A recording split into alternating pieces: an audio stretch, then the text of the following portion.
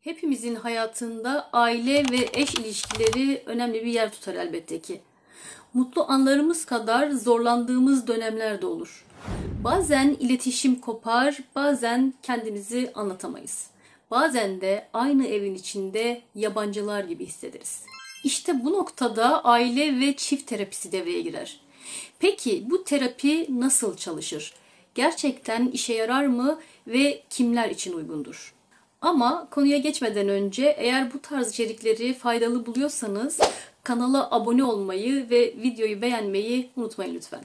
Böylece hem bu içerikler daha çok insana ulaşır hem de yeni videolardan haberdar olabilirsiniz. Öncelikle aile ve çift terapisi suçlu kim diye sorulan bir yer değildir. Tam tersine ne oluyor da biz bu noktaya geldik diye anlamaya çalıştığımız bir süreçtir. Bir ilişki birbirine bağlı halkalardan oluşan bir zincir gibidir. Eğer halkalardan biri zayıflarsa zincirin tamamı etkilenir.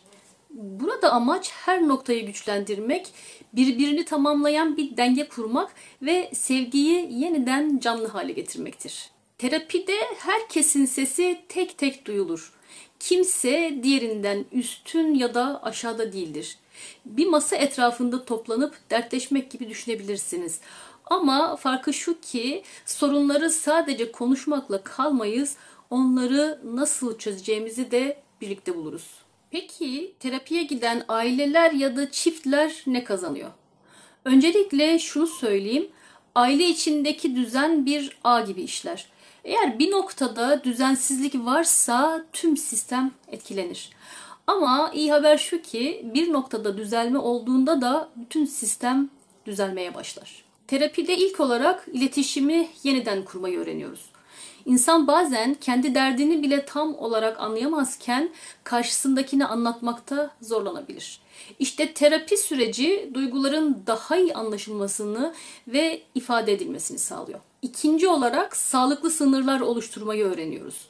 Ne çok uzak ne de birbirinin içinde kaybolmuş ilişkileri istemeyiz. Dengeli bir birliktelik kurmak elbette ki mümkün. Ve belki de en önemlisi çatışmaların kaçınılmaz olduğunu ama bunları yönetmenin de mümkün olduğunu fark ediyoruz. Kavgalar illaki kötü olmak zorunda değil.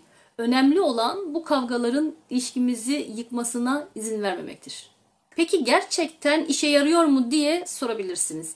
Evet, işe yarıyor. Ama tabii ki sihirli bir değnek değil. Her şey gibi bu sürece de emek vermek gerekiyor. Eğer eşinizle ya da ailenizle aynı sorunları tekrar tekrar yaşıyor, kendinizi sıkışmış hissediyor ya da bir çıkış yolu bulamıyorsanız terapi tam da bu noktada devreye giriyor. Bu sürecin herkes için faydalı olabileceğini söyleyebiliriz. Sadece büyük kriz yaşayanlar değil, ilişkisini daha sağlam temellere oturtmak isteyen herkes terapi alabilir. Önemli olan sorun büyümeden, ilişkinin yıpranmasına izin vermeden çözüm yollarını keşfetmektir.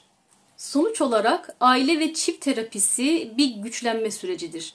İlişkilerde zaman zaman sorunlar yaşamak kaçınılmazdır ama önemli olan bunlarla nasıl başa çıktığımızdır. Eğer siz de ilişkinizi daha sağlıklı, huzurlu ve sevgi dolu bir hale getirmek istiyorsanız bir uzmandan destek almak büyük bir fark yaratabilir. Unutmayın ki sevgi ve anlayış her şeyin temelidir. Eğer bu konularla ilgili sorularınız varsa aşağıya yorum bırakabilir ya da iletişime geçebilirsiniz. Sevgiyle kalın.